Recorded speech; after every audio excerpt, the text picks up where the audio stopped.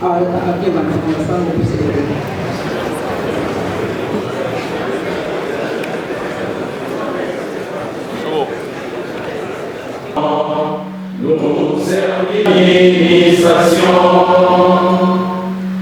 fonctionnaires de l'État sans laisser aucune catégorie, aucun point à côté.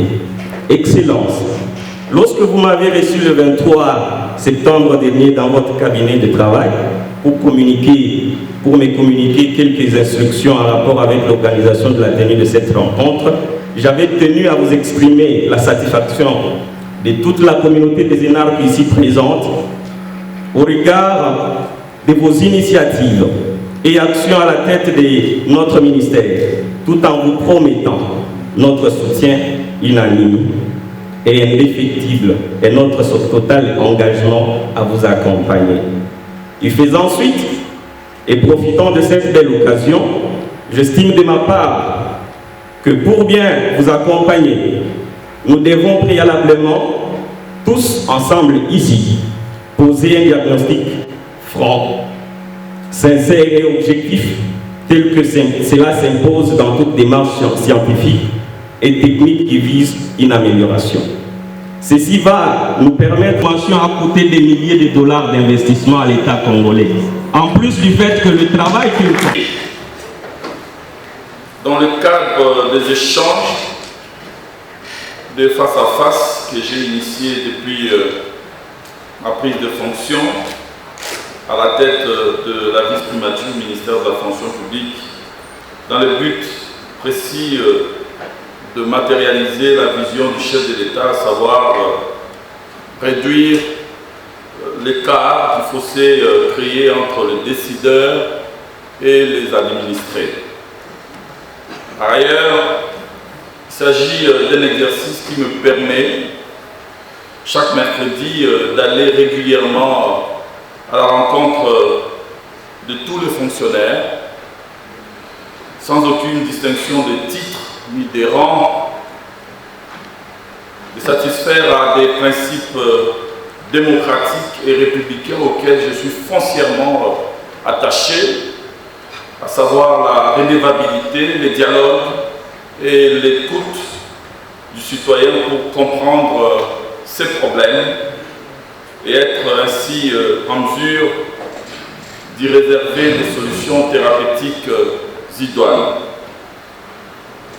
Comme vous le savez, notre administration publique a depuis longtemps porté le visage d'une administration orientée vers le sous-développement, le vieillissement du personnel, non-maîtrise des effectifs qui entraîne une perte énorme de fonds du trésor public chaque mois, pléthore de services, souvent par des agents non actifs, ça a été dit, recrutements illégaux sans respect du cadre organique, disparité salariale, absence d'un système régulier de promotion en grade des agents, et comme la nature horaire du vide, la légitimation du système d'intérim à tous les niveaux et à tous les grades. Autant de facteurs explicatifs de ces cafouillages qui a pendant des décennies freiné la mise en place d'une administration publique efficace, performante et à la hauteur des grands enjeux contemporains du développement.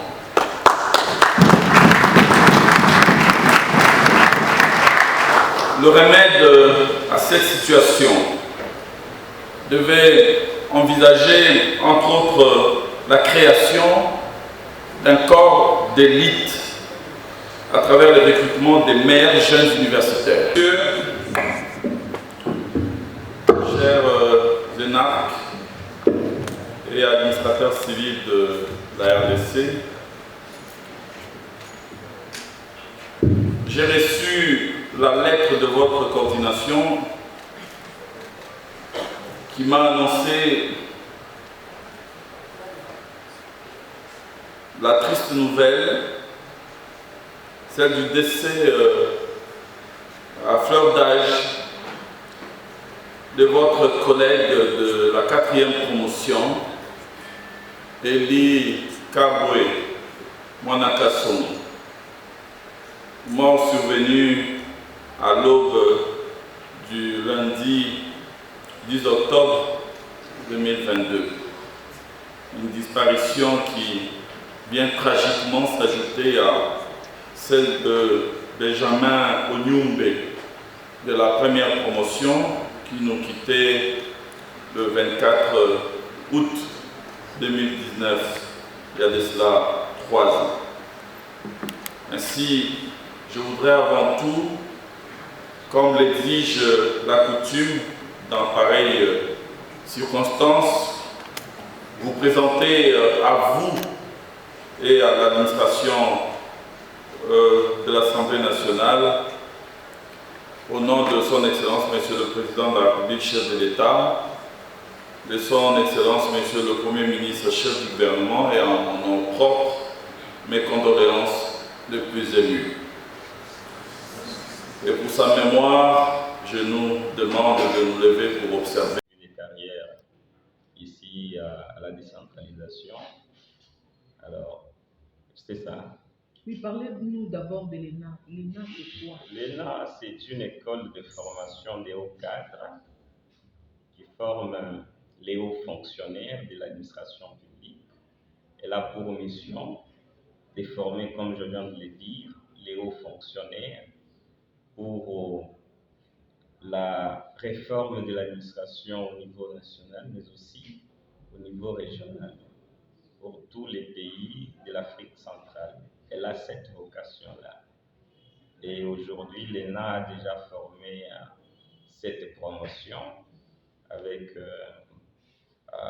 plus de 700 énarques déjà formés, dont 542 déjà déployés dans toutes les administrations ici au niveau national, mais aussi dans quelques administrations provinciales déconcentrées. Mais hier, vous avez eu une grande journée des discussions avec le ministre le VPM de fonction publique. Est-ce que vous pouvez expliquer à la population de quoi il s'agissait? Ouais. Comme il en a déjà eu la coutume, depuis qu'il est à la tête de ce ministère, il reçoit dans le cadre de ces journées phare à phare, je ne sais pas, vous en connaissez quelque chose,